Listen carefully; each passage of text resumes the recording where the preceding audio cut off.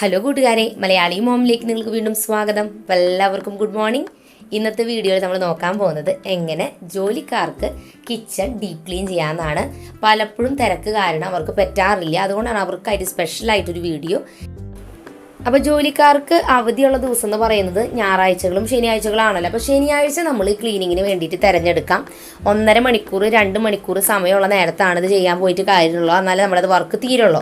അപ്പോൾ deep cleaning നമ്മൾ ചെയ്യേണ്ടത് ആദ്യത്തെ ശനിയാഴ്ച നമ്മൾ കൗണ്ടർ ടോപ്പ് ഏരിയ അതെപ്പോഴും നമ്മൾ എല്ലാ ആഴ്ചയും ക്ലീൻ ചെയ്യണം. അവിടുത്തെ ഐറ്റംസ് ഒക്കെ ക്ലീൻ ചെയ്യണം. അതിൻ്റെ ഒപ്പം സ്റ്റൗവ് നല്ലതായിട്ട് ക്ലീൻ ചെയ്യുക. സാധാരണ ക്ലീനിങ് അല്ല, ഡീപ്പ് ക്ലീനിങ്. അടുത്ത ശനിയാഴ്ച ഫ്രിഡ്ജ്, പിറ്റത്തെ ശനിയാഴ്ച പാൻട്രി, പിറ്റത്തെ ശനിയാഴ്ച ഒന്നുകൂടി ഫ്രിഡ്ജ് വന്നിട്ടുണ്ട്. മാസത്തിൽ 2 പ്രാവശ്യം വരണമുള്ളൂ, പക്ഷെ അത് കുഴപ്പമില്ല. നമ്മളത് വൃത്തിയായിട്ട് മെയിൻറ്റെയിൻ ചെയ്യുകയാണെന്നുണ്ടെങ്കിൽ മാസത്തിൽ 2 പ്രാവശ്യം ക്ലീൻ ചെയ്താൽ അത് നന്നായിട്ടിരിക്കും. അപ്പോൾ ഡീപ്പ് ക്ലീനിങ് എന്ന് ഞാൻ ഉദ്ദേശിച്ചത് എന്താണെന്ന് വെച്ചാൽ, നമ്മൾ എപ്പോഴും ജോലി ചെയ്യുന്ന ആ ഒരു ഏരിയ, കൗണ്ടർ ടോപ്പ്, അവിടെ ഇരിക്കുന്ന മസാല സ്റ്റാൻഡ് ഉണ്ടെങ്കിൽ അത്, പ്ലേറ്റ് സ്റ്റാൻഡ്, അല്ലെങ്കിൽ വെള്ളത്തിൻ്റെ ഫിൽറ്റർ എന്നിങ്ങനെയൊക്കെ കുറേ ഐറ്റംസ് അവിടെ ഉണ്ടാവുമല്ലോ. നിങ്ങൾ അങ്ങനെ വെക്കുന്നുണ്ടെങ്കിൽ ആ ഐറ്റംസ് ഒക്കെ ക്ലീനിങ് ആണ് നമ്മളിപ്പോൾ ചെയ്യാൻ പോകുന്നത്. അത് ആഴ്ചയിൽ ഒരിക്കലും എപ്പോഴും അത് ചെയ്യുക. അതിൻ്റെ ഒപ്പം തന്നെ സ്റ്റൗവ്, പിന്നെ പാൻട്രി, ഇതൊക്കെ മാറി മാറി ഓരോ ആഴ്ചയും നമുക്ക് അതിൻ്റെ കൂടെ എക്സ്ട്രാ ചെയ്യാം. പക്ഷേ ഈ ഒരു ക്ലീനിങ് ആഴ്ചയിൽ ഒരിക്കലും എങ്ങനെ പോയാലും ഒന്ന് ചെയ്യുകയാണെന്നുണ്ടെങ്കിൽ ആ ഒരു ആഴ്ചയ്ക്ക് വേണ്ടി കിച്ചൺ നല്ല ക്ലീൻ ആയിരിക്കും. അപ്പോൾ നമ്മൾ തുടങ്ങാൻ പോവാണ്. അതിന് മുൻപായിട്ട് ഞാൻ ഇവിടെ വെള്ളം ചൂടാക്കാൻ വെച്ചിട്ടുണ്ട് സ്റ്റൗ ക്ലീനിങ്ങിന് വേണ്ടിയിട്ട്. ഇന്ന് അതാണ് ചെയ്യുന്നത്. അപ്പോൾ വെള്ളം ചൂടായിട്ടുണ്ട്, നമുക്കിത് ഇതിലേക്ക് വയ്ക്കാം. അത്യാവശ്യം നല്ല ചൂട് വേണം കേട്ടോ. അതിൻ്റെ കൂടെ നമ്മളൊന്ന് തണുത്ത വെള്ളം കൂടി ഒന്ന് മിക്സ് ചെയ്യാം. അപ്പോൾ കുറച്ച് പച്ചവെള്ളം മിക്സ് ചെയ്യാം, കാരണം ഒന്ന് മുങ്ങി കിടക്കണം നമ്മുടെ ഈ ഗ്രില്ലുകൾ. അപ്പം അതിനായിട്ട് നമ്മളിത് അതിൽ വെള്ളം വെച്ചിരിക്കുകയാണ്. ഇനി നമ്മുടെ ഗ്രില്ലുകൾ ഇതിലേക്ക് ഇട്ട് കൊടുക്കുക. ഗ്രില്ല് മാത്രമല്ല, അതിൻ്റെ കൂടെയുള്ള ഇങ്ങനത്തെ സംഭവം ഉണ്ടെങ്കിൽ അതും കൂടി ഇട്ട് കൊടുക്കുക അതിലേക്ക് തന്നെ. ഓക്കെ,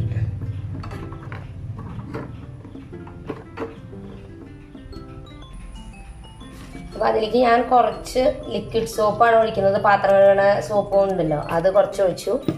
പിന്നെ കുറച്ച് വിനാഗിരി, അതായത് ചുറുക്ക എന്നൊക്കെ പറയും. ഓക്കെ, അത് ഒഴിച്ചു കൊടുത്തു.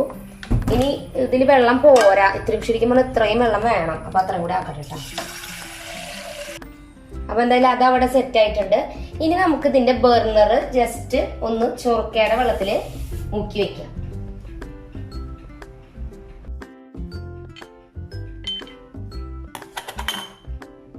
ഇനി സ്റ്റവിൻ്റെ ബർണർ ഞാൻ കുറച്ച് വെള്ളവും അതിൽ വിനീഗറും കൂടി ചേർത്തിട്ട്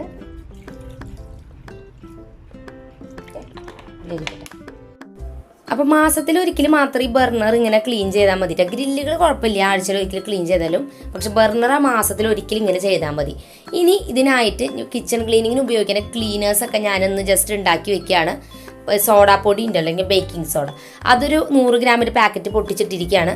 അതിലേക്ക് കുറച്ച് പാത്രം കഴുകുന്ന ലിക്വിഡ്. ഈ പാത്രം കഴുകുന്ന ലിക്വിഡ് വീട്ടിൽ തന്നെ ഞങ്ങൾ ഉണ്ടാക്കിയതാണ്. അതിൻ്റെ മിക്സ് മേടിച്ചിട്ട് നമ്മൾ ഉണ്ടാക്കിയതാണ്. സാധാരണ കടകളിൽ നിന്ന് മേടിക്കുന്ന ലിക്വിഡ് സോപ്പ് അല്ല, അത് നമ്മൾ മേടിച്ചുണ്ടാക്കിയതാണ്. അപ്പോൾ അത് മിക്സ് ചെയ്തു.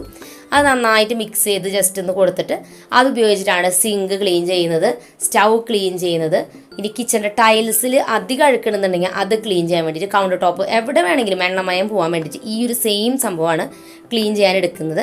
അതിനൊപ്പം തന്നെ എൻ്റെ കിച്ചൺ ക്ലീനിങ് ടൂൾസും കാര്യങ്ങളൊക്കെ ഞാൻ അവിടെ സെറ്റ് ചെയ്ത് വെക്കുകയാണ്. അപ്പോൾ പെട്ടെന്ന് എനിക്ക് ക്ലീൻ ചെയ്യുന്ന സമയത്ത് എടുക്കാൻ വേണ്ടിയിട്ട്. അപ്പോൾ അത് ഫുള്ള് അവിടെ വെച്ചിട്ടുണ്ട്. അപ്പോൾ ഇനി നമുക്ക് ചെയ്യാനുള്ള പണി എന്ന് വെച്ചാൽ നമ്മുടെ സ്റ്റൗ ക്ലീനിങ് ആണ്. സ്റ്റൗ ക്ലീനിങ്ങിനായിട്ട് ഞാൻ നേരത്തെ ഞാൻ കാണിച്ചു തന്നില്ലേ, ബേക്കിംഗ് സോഡയും പാത്രം കഴുകുന്ന ലിക്വിഡും കൂടി, അത് ഞാൻ ജസ്റ്റ് ഈ സ്റ്റീലിനുള്ള പോർഷനിൽ മാത്രം ഒഴിച്ചു കൊടുത്തിരിക്കുകയാണ് കേട്ടോ. എന്നിട്ട് നിങ്ങൾക്ക് വേണമെന്നുണ്ടെങ്കിൽ കുറച്ച് വെള്ളം ഇതിൽ തെളിച്ചു കൊടുക്കാം. അപ്പോൾ നമുക്ക് ക്ലീനിങ്ങിൻ്റെ സമയത്ത് ഒരു സ്മൂത്ത്നെസ് കിട്ടും. ഗ്ലൗസ് വേണമെങ്കിൽ ഉപയോഗിക്കാൻ ഞാൻ യൂസ് ചെയ്യാറില്ല, എനിക്ക് അത്രയും എന്തോ ഇഷ്ടമില്ല. ബാത്റൂം ക്ലീൻ ചെയ്യുമ്പോൾ യൂസ് ചെയ്യും, കിച്ചണിലൊന്നും അങ്ങനെ ചെയ്യാൻ എനിക്ക് തീരെ ഇഷ്ടമില്ല, എന്താ അറിയില്ല, ഭയങ്കര ബുദ്ധിമുട്ടാണ്. അപ്പോൾ അത് കഴിഞ്ഞിട്ട് ജസ്റ്റ് ഒരു കമ്പിയുടെ ഇങ്ങനത്തെ ബ്രഷ് ഉണ്ട്, സ്റ്റീലിൻ്റെ ബ്രഷ് യൂസ് ചെയ്ത് നമുക്കതിനെ സ്ക്രബ് ചെയ്യാം. പിന്നെ ഒരു കാര്യം പറയാനുള്ളത്, നിങ്ങൾക്ക് ഇങ്ങനെ തോന്നാറുണ്ടോ, എനിക്ക് ഇങ്ങനത്തെ ഈ ബ്രഷ് അല്ലെങ്കിൽ സ്റ്റീലിൻ്റെ ഇങ്ങനെ ചില സമയത്ത് ഇങ്ങനെ ഈ സ്ക്രബ് ചെയ്യണ ഈ ശബ്ദം എനിക്കൊരു തരം പല്ല് ധരിക്കുന്ന മാതിരി തോന്നും, എന്താണെന്ന് എനിക്ക് അറിഞ്ഞുകൂടാ. അതുപോലെ ചോക്ക് ഇങ്ങനെ ബോർഡുമ്പോൾ പഠിക്കുന്ന കാലത്തൊക്കെ ഉരയുമ്പോൾ ആ സൗണ്ട് എനിക്കത് ഭയങ്കര ഇറിറ്റേഷൻ പോലെ എന്തോ ഒരു പല്ലിങ്ങനെ തിരിക്കുന്ന മാതിരി തോന്നും. എന്താണെന്ന് അറിഞ്ഞൂടാ. നിങ്ങൾക്ക് ആർക്കെങ്കിലും അങ്ങനെ ഫീൽ ചെയ്തിട്ടുണ്ടോ? ഉണ്ടെങ്കിൽ താഴെ കമൻറ്റ് ബോക്സിൽ പറയുന്നേട്ടാ. ഇങ്ങനെ എനിക്ക് മാത്രമാണ് ആവും അങ്ങനെ തോന്നുന്നത്. അപ്പം എന്തായാലും നമുക്കിനി ഇത് വേഗം തന്നെ ക്ലീൻ ചെയ്തെടുക്കാം. അപ്പോൾ ഇവിടെയുള്ള ഈ സ്റ്റീലിൻ്റെ പോർഷൻസ് മാത്രമേ ഞാനിങ്ങനെ സ്ക്രബ് ചെയ്തിട്ടുള്ളൂ. ബാക്കി ഇവിടെ ഒന്നും ഞാൻ ചെയ്തിട്ടില്ല. ഇനി ഇതിവിടെ ഇങ്ങനെ തന്നെ ഇരിക്കട്ടെ. കുറച്ച് നേരം ഇരുന്ന് കഴിയുമ്പോൾ ഒന്നും കൂടിയും അത് നല്ല ഷൈനിങ് പോലെ വരും. കുറച്ചും കൂടി ക്ലീൻ ആക്കാൻ ഈസി ആയിരിക്കും. അപ്പോൾ ഞാനിത് ജസ്റ്റ് ഇങ്ങനെ ഈ സ്ക്രബ്ബർ ഇത് വെച്ചിട്ട് ഇങ്ങനെ ആകെ ഒന്ന് ജസ്റ്റ് സ്ക്രബ് ചെയ്ത് കൊടുത്തു എന്ന് മാത്രം. ഇത്തിരി കഴിഞ്ഞാൽ നമുക്ക് നന്നായിട്ട് ഇത് ക്ലീൻ ആയിട്ട് കിട്ടും കേട്ടോ. അപ്പോൾ ഇത് എന്തായാലും ഇതിനി ഇവിടെ സെറ്റായിട്ട് ഇരിക്കട്ടെ. ഇനി അടുത്ത പണി എന്ന് പറയുന്നത് ടൈലുകൾ, അതുപോലെ തന്നെ കൗണ്ടർ ടോപ്പ്, അവിടെയുള്ള എന്ത് ഐറ്റംസ് ആയാലും അവിടെയൊക്കെ എണ്ണമയം ഉണ്ടെന്നുണ്ടെങ്കിൽ അത് പോവാൻ വേണ്ടിയിട്ടാണ് നമ്മൾ ഇനി ചെയ്യാൻ പോണ പണി. ഈ സ്പ്രേ ബോട്ടിലിൽ ഞാൻ വെള്ളം, വിനീഗർ, അതുപോലെ തന്നെ പാത്രം കഴുകുന്ന ലിക്വിഡ് സോപ്പ് ഉണ്ടല്ലോ അത് കുറച്ച്, പിന്നെ കുറച്ച് ബേക്കിംഗ് സോഡയും കൂടി ഇട്ടിട്ടൊന്ന് മിക്സ് ചെയ്ത് സ്പ്രേ ബോട്ടിലിൽ വെച്ചിരിക്കുകയാണ്. വിനീഗറും ബേക്കിംഗ് സോഡയും കൂടി മിക്സ് ആകുമ്പോൾ ഇങ്ങനെ പതഞ്ഞ് വരും, പേടിക്കേണ്ട കാര്യമില്ല. അത് കഴിഞ്ഞാൽ അതാണ് ഇതിൽ നിറച്ച് വെച്ചിരിക്കുന്നത്. ഇങ്ങനത്തെ ക്ലീനിങ് സൊല്യൂഷൻ ഉണ്ടാക്കുന്ന വീഡിയോസ് ഞാൻ മുൻപ് ചെയ്തിട്ടുണ്ട്. അതുകൊണ്ട് വീണ്ടും അതിപ്പോൾ ഞാൻ പോസ്റ്റ് ചെയ്യണില്ല, അതൊരു ബോറടി ആവും ഇപ്പോൾ അത് പിന്നെയും പറയുമ്പോൾ. അപ്പോൾ അത് ഫുള്ള് ഞാൻ കൗണ്ടർ ടോപ്പിൽ, അതുപോലെ സ്റ്റൗവിൻ്റെ ആ ഗ്ലാസ് ടോപ്പിൽ, ടൈലുകളുമൊക്കെ ഇങ്ങനെ സ്പ്രേ ചെയ്തിട്ട് കുറച്ച് നേരം അവിടെ ഇരിക്കട്ടെ. അപ്പോൾ അതൊന്ന് പിടിച്ച് കഴിയുമ്പോൾ അതുപോലെ ഓയിലും കാര്യങ്ങളൊക്കെ ക്ലീൻ ചെയ്യാൻ ഇത്തിരി കൂടി ഈസി ആയിരിക്കും നമുക്ക്. പിന്നെ നമ്മുടെ അവിടെ എന്തെങ്കിലും വേറെ ഐറ്റംസ് ഉണ്ടെങ്കിൽ അതുമേ സ്പ്രേ ചെയ്ത് കൊടുക്കാട്ടോ. ഞാൻ മസാല വെക്കാൻ വേണ്ടി ഒരു സ്റ്റാൻഡ് ഉണ്ട്, അതുമേ ഒന്ന് സ്പ്രേ ചെയ്ത് കൊടുക്കുകയാണ്. ഞാൻ കഴിഞ്ഞ ആഴ്ചയിൽ എനിക്ക് ക്ലീൻ ചെയ്യാൻ പറ്റിയില്ല, കാരണം എനിക്ക് സുഖമില്ലായിരുന്നു. അതിന് മുമ്പത്തെ ആഴ്ച ചെയ്തു. അതും അവിടെയൊക്കെ എപ്പോഴും ഇങ്ങനെ എന്തെങ്കിലുമൊക്കെ ഉണ്ടായിരിക്കും. അപ്പോൾ അവിടെയൊക്കെ അത് സ്പ്രേ ചെയ്ത് വെക്കുക.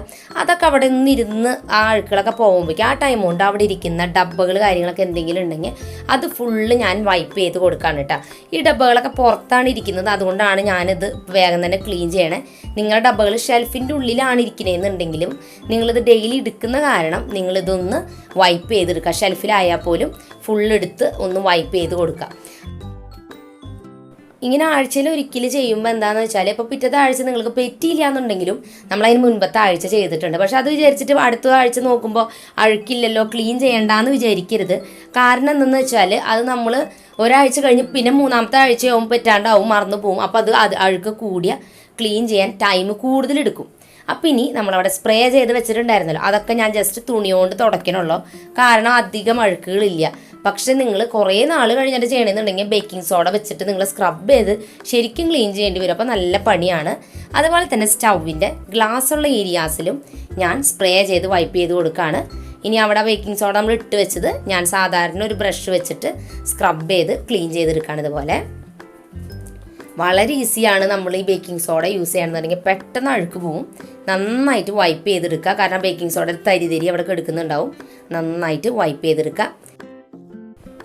വേറൊരു കാര്യം കൂടി സ്റ്റൗ ചെയ്യേണ്ടതായിരുന്നു, ഞാനത് വീഡിയോയിൽ ഇൻക്ലൂഡ് ചെയ്യാൻ മറന്നുപോയി.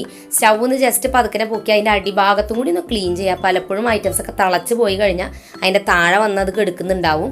അപ്പോൾ അത് നമ്മൾ പലപ്പോഴും കാണാത്ത കാരണം നമ്മളത് ക്ലീൻ ചെയ്യാൻ മറന്നു പോകും. അപ്പോൾ അതൊന്നും മറക്കാണ്ട് ചെയ്യാം.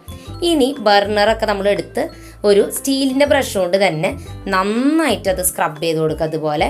അപ്പോൾ സ്ക്രബ് ചെയ്ത് കഴിയുമ്പോൾ അതിൻ്റെ കളർ മാറുന്നതായിട്ട് നിങ്ങൾക്ക് കാണാം. ആ കരിയൊക്കെ പോയി ഒരു ബ്രോൺസ് കളറായിരുന്നു എൻ്റെ അത് സ്റ്റൗവിൻ്റെ. അപ്പോൾ അതിങ്ങനെ നന്നായിട്ട് ആ കളർ വരും.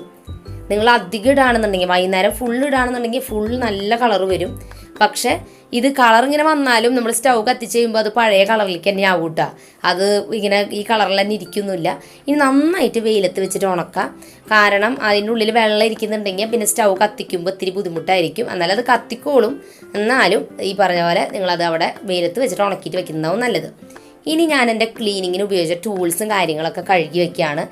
വേണ്ടാത്തതൊക്കെ കഴുകി വയ്ക്കുകയാണ്. കാരണം ഞാൻ സിങ്ക് ക്ലീൻ ചെയ്യാൻ പോവുകയാണ്. അപ്പോൾ സിങ്ക് ക്ലീൻ ചെയ്യുമ്പോൾ അവിടെ പിന്നെയും അഴുക്കാവേണ്ട വെച്ചിട്ടാണ് വേഗം തന്നെ അതൊക്കെ ഒന്ന് ക്ലീൻ ചെയ്ത് മാറ്റി വെക്കുന്നത്.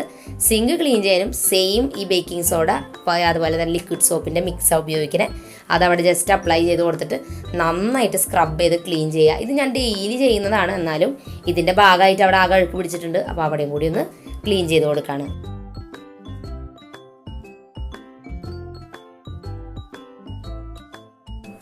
ഇനി ഇത് കഴിഞ്ഞാൽ അതിനപ്പുറത്ത് കുറച്ച് കൗണ്ടർ ടോപ്പ് ഭാഗം വെള്ളമായിട്ട് കിടക്കുന്നുണ്ട്. അവിടെ കൂടി ഞാൻ സ്പ്രേ ചെയ്ത് നന്നായി ഒന്ന് വൈപ്പ് ചെയ്തെടുക്കുകയാണ്. ഇനി കൗണ്ടർ ടോപ്പിലുള്ള ഐറ്റംസ് ഫുള്ള് തിരിച്ച് അതേപോലെ തന്നെ വെക്കുക. നിങ്ങൾ ഐറ്റംസ് വെക്കുന്നുണ്ടെങ്കിൽ ഞാനിതുപോലെ ഞങ്ങളുടെ അവിടെ സെറ്റ് ചെയ്തിട്ടുണ്ട്. ഞാൻ മുൻപും പറഞ്ഞല്ലോ, ഞങ്ങളുടെ വീട്ടിൽ അമ്മയും ഉപയോഗിക്കുന്നുണ്ട്, ഞാനും ഉപയോഗിക്കുന്നുണ്ട്. അപ്പോൾ അതുകൊണ്ട് തന്നെ ഐറ്റംസ് ഇങ്ങനെ കിട്ടുന്ന രീതിയിൽ വെക്കാനാണ്. പിന്നെ അതിൻ്റെ തൊട്ടടുത്ത് ഷെൽഫില്ല, കുറച്ച് നീങ്ങണം നമുക്ക് ഈ മസാലയൊക്കെ എടുക്കണമെങ്കിൽ. അതുകൊണ്ട് തന്നെ ഒക്കെ അവിടെ അടുത്തടുത്ത് തന്നെയാണ് വെച്ചിരിക്കുന്നത്. അതുകൊണ്ട് തന്നെ അവിടെ എപ്പോഴും ഓയിലും കാര്യങ്ങളൊക്കെ അഴുക്ക് വരും. അപ്പോൾ അത് ഈ പറഞ്ഞ പോലെ ആഴ്ചയിൽ ഒരിക്കൽ ക്ലീൻ ചെയ്താൽ ശരിയാവുന്നതേ ഉള്ളൂ. അതുപോലെ തന്നെ പ്ലേറ്റ് സ്റ്റാൻഡൊക്കെ വെക്കുന്നുണ്ടെങ്കിൽ അത് കഴുകി വെക്കുക നന്നായിട്ട്. അതുപോലെ തന്നെ അവിടേക്ക് ഒന്ന് വൈപ്പ് ചെയ്ത് തുടച്ച് ഐറ്റംസൊക്കെ പഴയ പോലെ തിരിച്ച് വെക്കാം. ഇനി ഇന്നത്തേൽ മെയിൻ പണി എന്ന് പറയുന്നത് ക്യാബിനറ്റ് ഡോറുകളും കൂടി തുടയ്ക്കണം നമ്മൾ. കാരണം അതും സ്റ്റൗമ്മ നമ്മൾ ഈ ഫുഡൊക്കെ വെക്കുമ്പോൾ അതുമെന്ന് ഈ എണ്ണമയൊക്കെ അതുമ്മ പറ്റി പിടിക്കാറുണ്ട്. അപ്പോൾ അതുകൊണ്ട് തന്നെ ആ സ്പ്രേ വെച്ചിട്ട് നമുക്ക് ആ സ്പ്രേ ഇതുപോലെ തന്നെ ഇവിടെയും കൂടി ഇന്ന് സ്പ്രേ ചെയ്ത് ഇടുകയാണെങ്കിൽ നമുക്ക് ജസ്റ്റ് ഇങ്ങനെ വൈപ്പ് ചെയ്താൽ അത് ക്ലീൻ ആയിട്ട് കിട്ടും. പക്ഷേ അധികം അഴുക്കുണ്ടെന്നുണ്ടെങ്കിൽ ഈ പറഞ്ഞ ഈസി ഇല്ല ക്യാബിനറ്റ് ഡോറുകൾ ക്ലീൻ ചെയ്യാനായിട്ട്. അപ്പോൾ നിങ്ങൾ നേരിയ ചൂടുവെള്ളത്തിൽ കുറച്ച് ബേക്കിംഗ് സോഡയും പാത്രങ്ങളും ലിക്വിഡും വെച്ചിട്ട് നന്നായിട്ട് തുടച്ചെടുക്കുക. പേസ്റ്റ് പോലെ കട്ടിയിലുണ്ടാക്കുകയാണെന്നുണ്ടെങ്കിൽ ഞാൻ ആദ്യം കാണിച്ചില്ലേ, അത് വെച്ചിട്ട് ചെയ്യുകയാണെന്നുണ്ടെങ്കിൽ അധികം അഴുക്കുണ്ടെങ്കിൽ ക്ലീൻ ചെയ്യാൻ നല്ലതാണ്. അപ്പോൾ ക്യാബിനറ്റ് ഡോറുകളും കൂടി ക്ലീൻ ചെയ്ത് കഴിഞ്ഞാൽ നമുക്ക് ജസ്റ്റ് ഒന്ന് അടിച്ചു വാരി തുടച്ചിടാം. അത് കഴിഞ്ഞാൽ കിച്ചൺ ക്ലീനിങ് പരിപാടി കഴിഞ്ഞു. ഇപ്പോൾ ഞാനത് ചെയ്യുന്നില്ല, കാരണം ഇനിയും കുറച്ച് പണികളുണ്ട്. അപ്പോൾ അതിന് ശേഷം അടിച്ചു വാരി തുടച്ചിട്ട് കഴിഞ്ഞാൽ കിച്ചൺ ഡീപ്പ് ക്ലീനിങ് നമ്മുടെ കഴിഞ്ഞു. അപ്പോൾ ഇത് ആഴ്ചയിൽ ഒരിക്കലും നിങ്ങൾ മറക്കാതെ ചെയ്യുക. ഏതെങ്കിലും ആഴ്ച മടി വന്നാലും പിറ്റത്തെ ആഴ്ചയെങ്കിലും മറക്കാതെ ഇത് ചെയ്തോളൂ കേട്ടോ. അപ്പോൾ നിങ്ങളുടെ ക്ലീനിങ് വളരെയധികം ഈസി ആയിരിക്കും. എന്തായാലും ജോലിക്കാർക്ക് ഈ ഒരു റുട്ടീൻ ചെയ്യാൻ പറ്റുന്ന ഉറപ്പാണ്. കാരണം ശനിയാഴ്ചയാണ്. അതുകൊണ്ട് നിങ്ങൾ മറക്കാണ്ട് ഇത് ട്രൈ ചെയ്ത് നോക്കുക. അപ്പോൾ പുതിയൊരു വീഡിയോ ആയിട്ട് ഞാൻ നാളെ വീണ്ടും വരുന്നതായിരിക്കും. അപ്പോൾ അതൊരിക്കലും എല്ലാവരോടും ബൈ ബൈ.